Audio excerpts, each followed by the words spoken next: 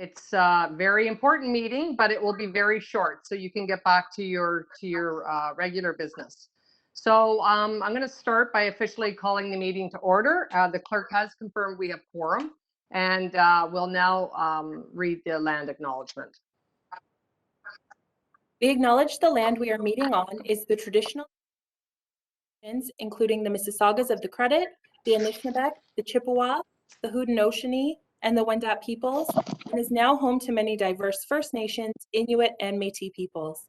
We also acknowledge that Toronto is covered by Treaty 13 with the Mississaugas of the Credit. Thank you, Chris-Anne. And now I need to ask, as traditionally we do, if there's any conflict of interest in accordance with the Municipal Conflict of Interest Act. If I've never seen any before, I don't expect to see any today. I'm just looking through the Hollywood squares. I see none, so we'll move on. Again, just to remind you, it's an open meeting. And as we go through the agenda, if you have questions or you wish to speak, if you could quickly email the clerk with a quick header in the subject line just saying you'd like to speak, or one word suffices. And if you have any technical problems, let Chris-Anne know immediately so we're aware, and we'll help you troubleshoot those. So we only have one item today. It's a great item for consideration by this board, and I guess I shouldn't be saying it's a great item. I'm positioning this, but I think it's pretty good news for our city overall. So it's the TTC streetcar program and the procurement of 60 streetcars. And that's item one and the only item. So we're going to start with our registered speakers. So I'll pass the baton to Chris-Anne to facilitate that. Thank you, Chair. Our first speaker is Emily Daig. Emily, I've requested you're on mute, and then you can go ahead.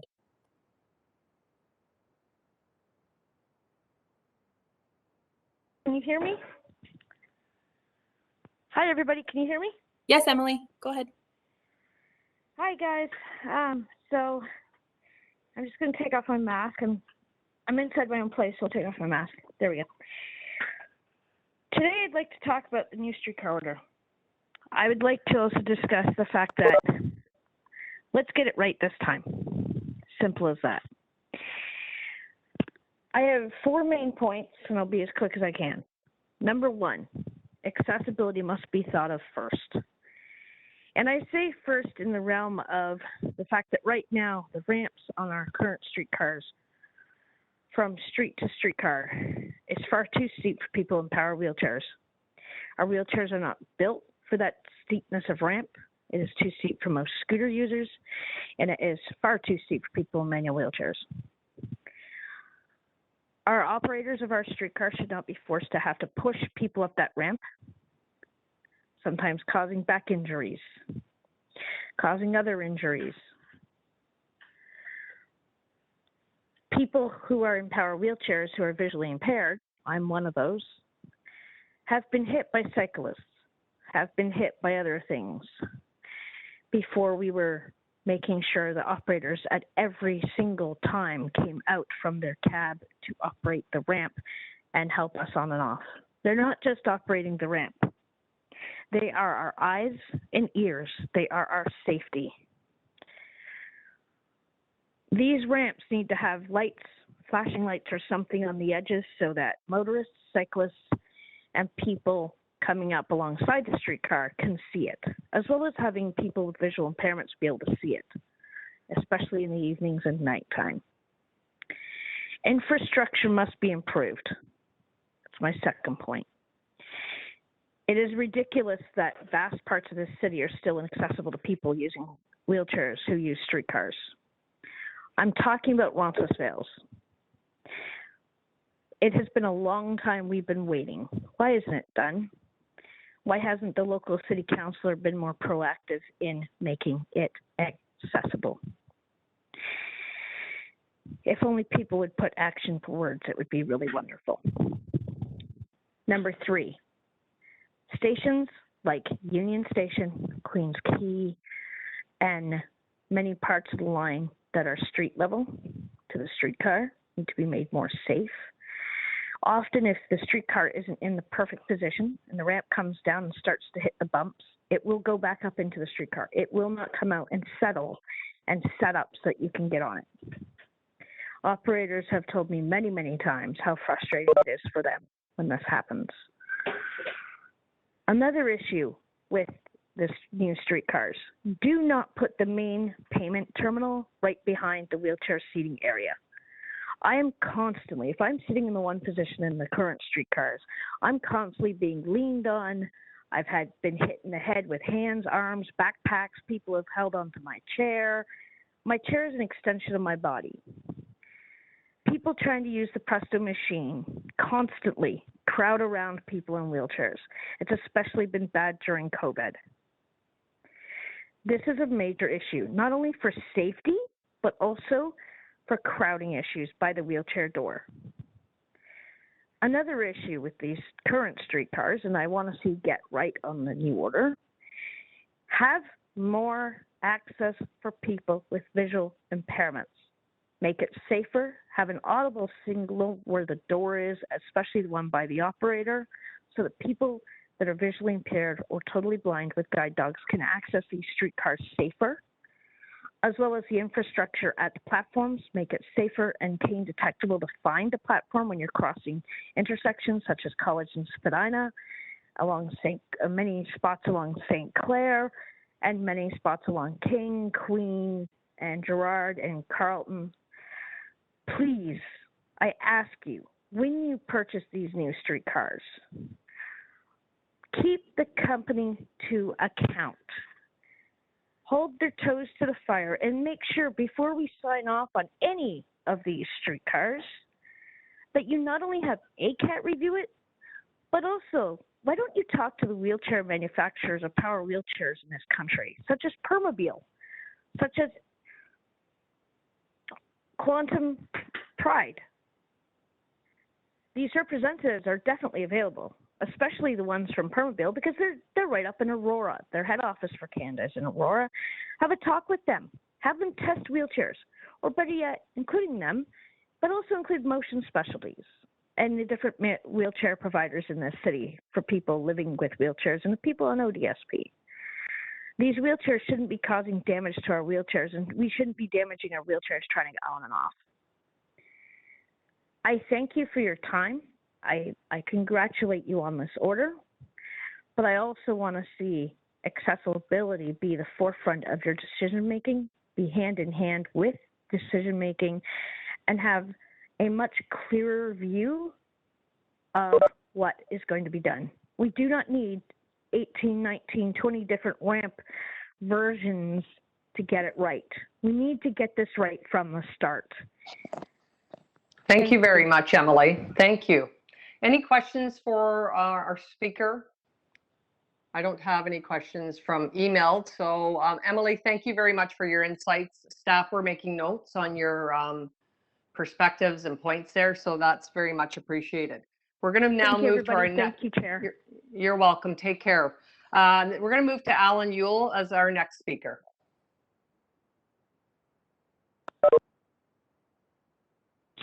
Hey there. Can I go to the first slide, please? Back in the olden days of 2010, we had two streetcar sizes, smalls and big ones.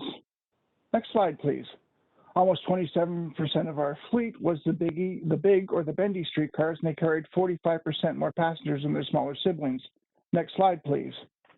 Because of the nature of the ALRV's bendy bits, they were seldom used on routes like the 509 Harbourfront, the 510 Spadina, and the 56 College car. Next slide, please. Our new streetcars, in spite of their size, are only the medium ones.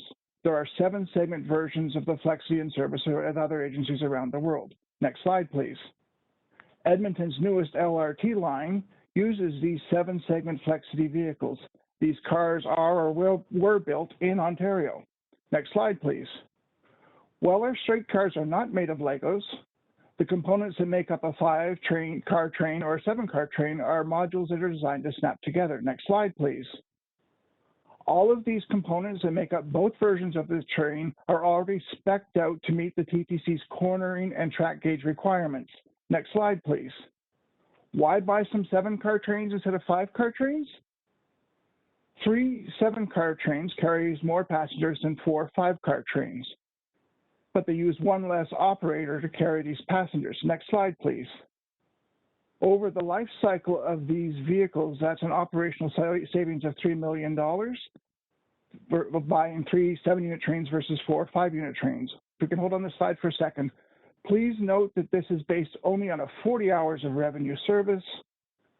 There are 168 hours a week with 120 hours of revenue service. That cost savings jumps to $9 million. Next slide, please.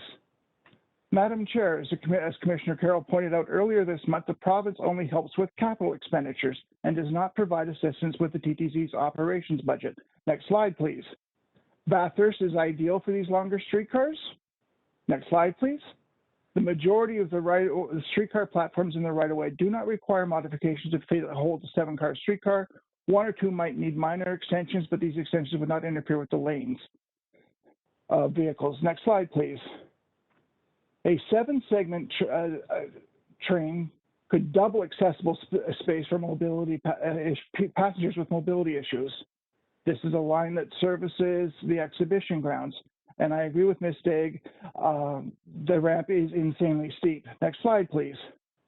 We are in the preliminary stage for planning for the Harbourfront LRT extension, so any design modifications for the new cars would be very cheap to do right now. Next slide, please.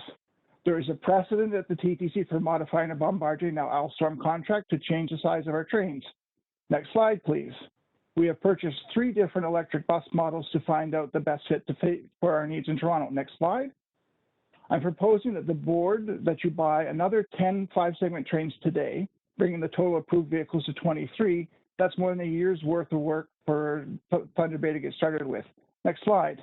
In the next 6 months, using the same approved budget window, we negotiate a mix of maybe 12 to 15 of the 7-segment trains and the remainder of the vehicles being 5-segment trains. Next slide, please. This would give us less than 60 more streetcars, but the same or more carrying capacity. 12 to 15 streetcars is a potential savings cost of $12 to $15 million, again, 40 hours. Bake that up to 120 hours of revenue service, that comes to $36 to $45 million in savings. Next slide, please. The TTC in the next 2 to 4 years will be running 30-meter trains, 48-meter trains, and 60-meter trains. I'm asking for a dozen or so 42-meter trains. Next slide. One of these nifty new bridges by Waterfront Toronto is designed for LRT vehicles. With the Ontario Line Waterfront Toronto expansion plans for parks, population density, and transit-oriented development. Next slide. We are no more than 2 TTC chairs away from another streetcar order and a 5th streetcar yard. Next slide. Based on the success or not of these 7-segment cards, we may want to include even more of them in the next streetcar order. Worst case scenario, they will serve the rest of their lives on Bathurst very effectively. Thank you. Alan, any questions for the speaker? I don't have any. Okay, thank you very much, Alan. We're going to move now into committee, and the CEO, Rick Leary, is going to make some remarks. So I'll pass it to Rick. Thank you very much, through you, Chair. Thank you, everybody. Good afternoon. I want to say welcome to our YouTube viewers again, as well as today's participants to this special meeting of the TTC Board. The purpose of today's meeting is to seek the board's approval to amend the current contract with Alstom to procure an additional 47 streetcars to complete the order of 60 low-floor accessible streetcars for the City of Toronto. Commissioners, the funding announcement on May 12th by the Government of Canada and the Province of Ontario was great news for the TTC, great news for transit riders, and great news for citizens of Toronto. You know, I find it absolutely amazing that it was only back in October of last year we were talking about the fleet plans for the TTC, and here we sit in May with additional funding up above and beyond that of the city building fund that was provided by the city and council. $180 million from the federal and provincial governments, totaling over $500 million for streetcars today and infrastructure investments. Amazing. You know, the TTC streetcar program includes the procurement of not just the 60 low-floor vehicles, but the ability to upgrade and modernize our Hillcrest complex that was opened in 1924. The streetcars will be produced by Alstom, with the first delivery starting in late 2023. and this purchase will bring the total number of streetcars to the TTC to 264. The required retrofit of Hillcrest Complex will provide the needed storage tracks and maintenance capacity for this larger fleet. As well, I'll let you know that the TTC will apply a climate lens to the design of this work, and we will undertake extensive community consultation and engagement throughout the entire process. This investment of more than $500 million ensures that there'll be sufficient vehicle capacity to address the increased demand on our streetcar network. Currently, streetcar service on a number of routes is supplemented and supported by 50 buses. So this investment actually allows us to help two of our modes and reallocate those vehicles back to the bus fleet, which would be greatly needed. Now, funding for the first 13 streetcars was included in the TTC's 2021-2030 capital budget plan approved by this commission last December and City Council in this past February. Now, with the board approval, on March 31st of 2021, the TTC executed a contract with Alstom for those first 13 streetcars. Funding committed by the federal, provincial, and city partners secures the additional 47 vehicles and needed investment in Hillcrest to accommodate the extra streetcars. This gives us the ability to provide the reliability and accessible service for decades to come. Excuse me one sec. Now, these investments supporting public transit in Toronto recognizes that the city's prosperity, vibrancy, and sustainability depends on the efficient movement of people. That means reducing gridlock and providing faster, more efficient, and environmentally friendly TTC service. Investments in public infrastructure, transit especially, is critical to the local and national economies as we begin to get past this pandemic and put it behind us and welcome customers back to our system. And what I'd also like to do at this time is I'd like to thank two TTC staff sitting here with me today who are really an integral part of putting this program together, working with other levels of government as well as the vendor. On my left, I have Ben Case, the head of vehicle programs, and on my left is Karen Thurbin, the head of corporate initiatives. They're really the ones who stick-handled this for this organization, and I thought it was important to let the board know that, so thank you to the two of them. As well, on behalf of the executive team and all the TTC employees, we're tremendously grateful for this board. Thank you, Chair Robinson, as well as City Councilors and Mayor Tory for your confidence and support as we continue the journey of modernizing the TTC and transforming its service. And with that, I'd like to end by just thanking the federal and provincial governments again for the support in making this procurement a reality. Chair, that concludes my remarks on this report, and turn it back to you to ask, and staff are ready to take questions on this report. Thank you very much. We're going to move to questions. First question will be Commissioner Lai. Thank you, Madam Chair. Thank you very much for the update, Mr. CEO. I just have a few quick questions. Will there be any additional purchase other than this 47 additional to the 13? Are we planning to have even more purchase? Through you, Madam Chair, at this time, no. This is the 60 additional vehicles with the existing capacity that we have, that we know that we can store vehicles at. We also know that this covers us getting us well into the 2030s, because when the Ontario line opens up, it allows us to reallocate streetcars and prepare for that. So the future of waterfront is when we'll be talking about additional vehicles and facilities. The next question would be, do we have a direct relationship with Alstom, or do we have to go through Metrolinx for to purchase these? We have a direct relationship. Ben Case on my left here, the head of vehicle programs, he has a direct relationship with them. We don't go through Metrolinx when it comes to this order. We go through the Ministry of Transportation, obviously, but we have a good working relationship with Metrolinx, and they're aware of what we're doing as well. So would those purchase price be the same as the 13 that we're getting, or do we get a discount on the next 47? Who negotiate the price? Through the chair, yes, we expect to get a significant discount over the 13 originally ordered. The first 13 was $9.97 million each. The average cost after 60 is just above $6.5 million each. Just wanted to make sure that we have a volume discount on this one. And I've heard that the CEO said that the delivery date would be late 2023. Is that correct? Through the chair, yes, that's correct. Okay, thank you. Those are my questions, Madam Chair. I don't believe I have any other questions, so we're going to move to speaker. Oh, there is, Madam okay, Commissioner, yeah, Madam Commissioner Speaker, I did Osborne. send an email. Okay, Go ahead. she may be delayed. We'll move to Commissioner Osborne and then Commissioner Carroll.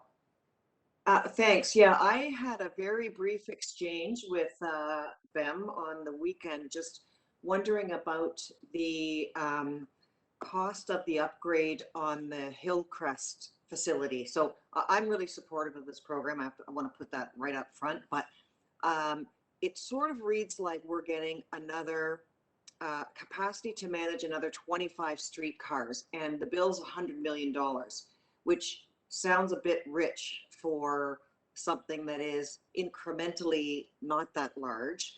But I understand there's more to it. So I'm just wondering if either Rick, you or BEM could maybe elaborate on what else is going into that that Hillcrest facility upgrade. Yes, Commissioner Osborne, through the chair. The $100 million is a very early estimate, so it could be higher, could be lower than that. It's a very early estimate. But as I mentioned in our exchange over the weekend, there's some additional value over and above just storing the last of the 25 streetcars that are being ordered. There's also kind of a strategic location within the city. It allows for the reduction of deadheading costs. Instead of streetcars having to come from across the city to serve St. Clair, for example, St. Clair would be served out of Hillcrest. It would also add additional resiliency in case there's some issue with dispatching vehicles from elsewhere in the city. You could have vehicles dispatched from Hillcrest. So there are a number of layers of value that Hillcrest provides. So just for clarity here, then, what we're getting isn't really just storage for 25 more. It's actually substantially more than that because you're able to move some from other facilities. Is that right? That's correct. Yeah. Okay. All right. Thank you. That's my question. Thank you. Next, Commissioner Carroll. Thank you, Madam Chair. I guess first off, I'll just ask if staff want to comment on the deputant's comments about accessibility. Yes, through the chair, thank you for that opportunity. As the chair mentioned, I was taking notes from the comments that Emily had made. We, of course, do work with ACAT, have always, and will continue to work with ACAT to improve our service. And that means looking at requirements for the vehicle or the wayside. And we'll take these notes back and work them through with ACAT to identify and implement any necessary modifications. Okay. And I think I have a sense of it, but maybe for the public, staff might also want to comment on why in our streetcar network we're using the 5 sections instead of 7. Through the chair. So the 5 sections is the optimum length. As Mr. Mule had mentioned himself, previously we had different lengths and we had some flexibility there in the two lengths. This is the optimum length. Any additional length, if we were to go down that road, would likely introduce a change in the schedule delivery of about 3 years to introduce a change of the magnitude we're talking about. And the reality is at this point, that vehicle is what we need. It could be that the Waterfront Toronto cars look a bit different when and if those are ordered over and above the 60 we're talking about today. Okay, and lastly, I tried to sort of pull it out of the report, but I just want to confirm before I make my comments later. Is it safe to say that the strategy that we used, that the city council helped us use as well as a commission, they gave us this money in the budget, the strategy of negotiating a price to further to Councillor Lai's question, negotiating a quantity price but front-ending that 13-car order, and we had the offer from them that if we would come through with the rest of the order to make a total of 60, they would extend that price to the whole 60 cars. Am I safe to say that succeeded? Through you, Chair. Counselor, that's exactly correct. It's Thank exceeded. I was looking at the dates back, if I may, January of 19, the CIP, November of 19, council gets together, comes up with a city building fund. February of 20, the money allocated for streetcars. And then last October, when we made the presentation to you, I think the strategy was right on. And working with other levels of government worked out well for us. I had to ask because with all due respect, I think you were a little too humble about it in your presentation. Okay, thank you. I just wanted to confirm that that it succeeded. Thank you very much. Those are my questions, Madam Chair. Very much. I'll just ask one about, just not to dwell on what happened last time, but is there any mitigation measures in place to deal with these risks of late? I know there is, but I think people need to hear this risk of late vehicle deliveries. And are they strong measures? That's what people want to hear.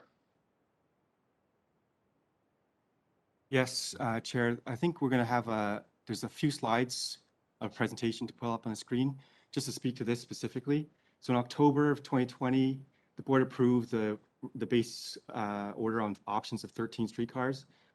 They also directed staff to negotiate strong LDs to mitigate the risk of late deliveries and present those terms back to the TTC board for approval, which we did in February. And then finally, to make public those terms, which I'm about to do just now. Next slide, please. So on February 10th, 2021, the board approved LD terms. The amount of late deliveries was increased, as you see in the table there, from $1,500 a day per vehicle to $3,500 a day per vehicle. The cap for late deliveries was increased from 10% of the contract value, from 5% to 10% of the contract value. And the aggregate total of all LDs was increased from 12% to 15.5%. Next slide, please. We conducted a benchmark before coming to the board with that recommendation, and then ultimately negotiating with Alstom. And as can be seen by this table, the LD structure is by far the highest and strongest in North America.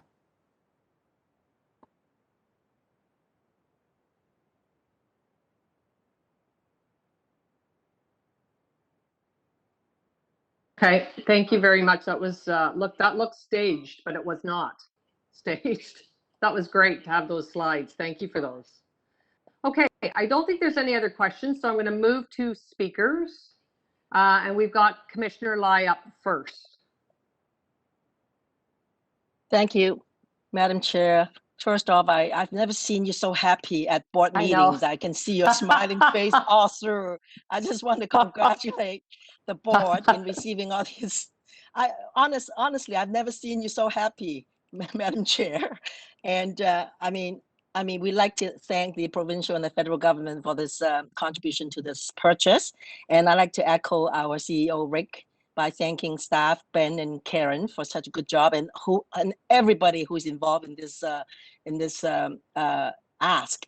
I mean, finally we got it, and it's very, very important that we do, because investing in transit is very important to the city, and of course service transit make an integral part of our TTC network as if reported in the notes. And these are very important to modernize our system, as well as to transform our customer experience. And I do really hope that the deputy saying about the accessibility, I think it's very important we address those concerns and make sure that we will apply to all the citizens in Toronto. And indeed, this is really good news for us, and we should be all very happy. Thank you, Madam Chair. Thank you very much. We'll move now to Commissioner Carroll. Oh, thank you, Madam Chair. Well, Madam Chair, here's an unusual speech. I guess my speech is an apology. There was a point in time in this term of office in which I was a total pain in the neck about this. And that'll come as no surprise to my fellow commissioners. But, this is something that we started this term of office knowing we were going to run out of streetcars in good working order if we didn't place the order. They take a long time to produce. At the same time, the facility that produces them for us was running out of orders. And facing shutting down the line, they have already reduced the number of workers. They're going to have to gear back up to produce our order. And so I was in a panic. Madam Chair, you were ill, didn't want to bother you. The mayor and the CEO were focused on this right up until the pandemic began. And then we were really competing for attention to take care of this capital need with our own operating crisis. And it was a difficult time. And I know that I made, frantic calls begging the person who was left with this when the mayor was so busy with the pandemic was his chief of staff, Mr. Robertson. And I was always saying, please, would you meet with the mayor with Thunder Bay? Would you please think about this? And really, it all comes back to us. This is really commission work at the end of the day, although it's being touted, everyone is celebrating this. It really comes down to commission work. Because if we go back to my question, when we began to talk to our own CEO and our own CFO about, can we take a position in front end in order to make it clear that we need that assembly line to stay open? We need some workers to stay in place. We know we need this. It's just a matter of getting to where we can negotiate the investment. That strategy, we need to take all the credit for it ourselves. People wonder, why is there a commission? We hear all the new lines being decided only by mayors and prime ministers and premiers. The commission created the climate into which we could extend our 13 order at the front end into a 60 streetcar order. And years from now, we may all not even be commissioners anymore, but we'll know that we got us to the point where the streetcar network has vehicles a decade from now that it desperately needs. And so I want to thank all of you that I harangued about this for patiently taking my calls.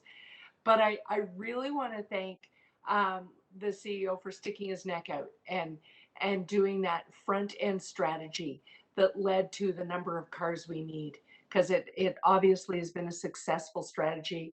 We are placing the order at the price we want and making sure that that network can continue to serve the fastest growing place in the country.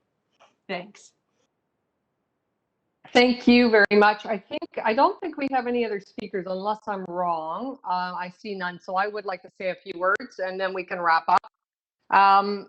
Yes, I am happy, beyond happy. You know, every day we face many challenges with this system.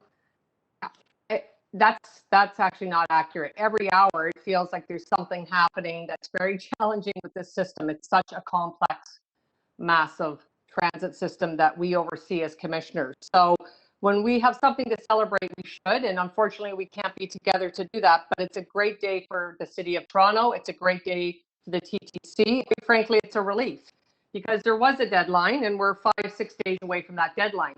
It's not often government makes a deadline. So I'm happy to say that we pulled this off, but it's very important, I think, to thank all our government partners for this landmark $568 million investment in our system. And in particular, I want to thank the Federal Minister of Infrastructure and Communities, Catherine McKenna. It's quite a dynamo.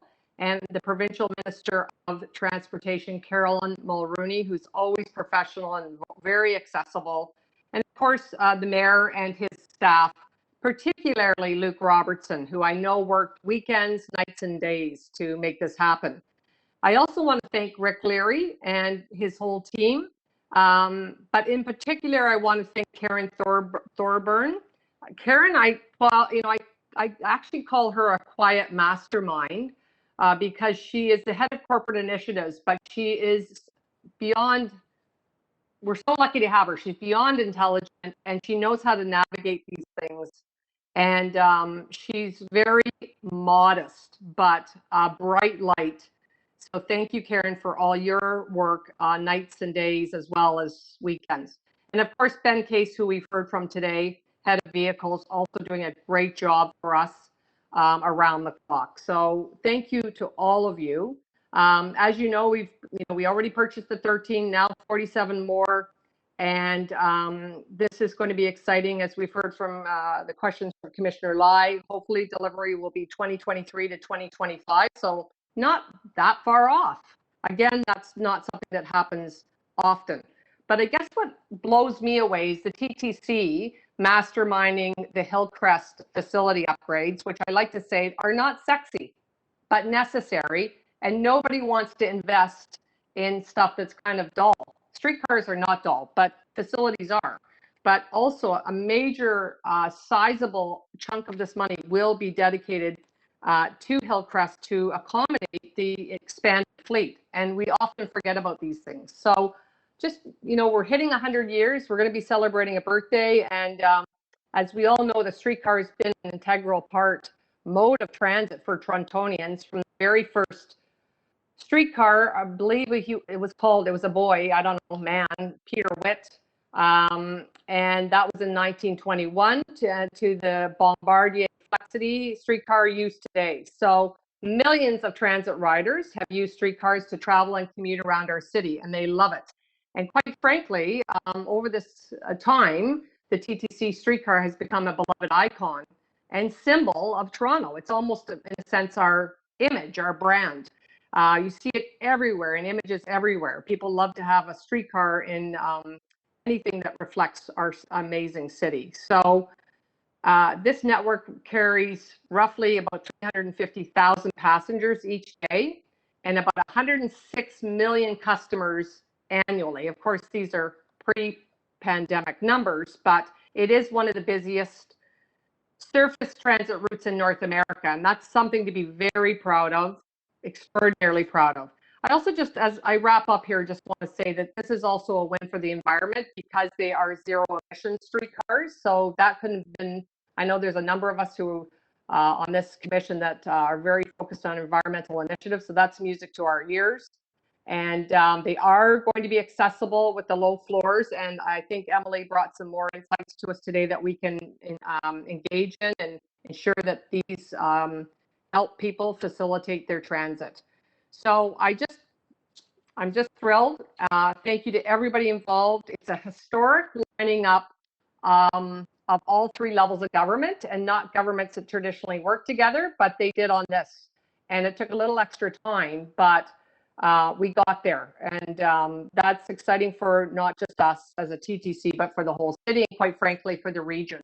Everybody wins with this. So thank you again to the federal government, the provincial government, to city government, to our city council, and of course, all the people I mentioned earlier. So thank you very much.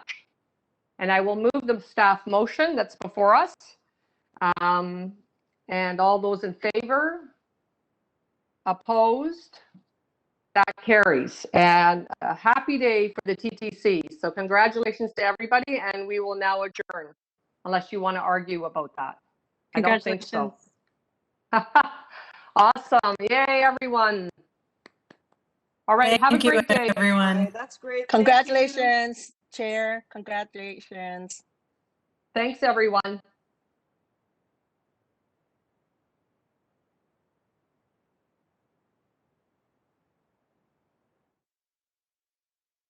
Thank you for joining us. The webcast has ended.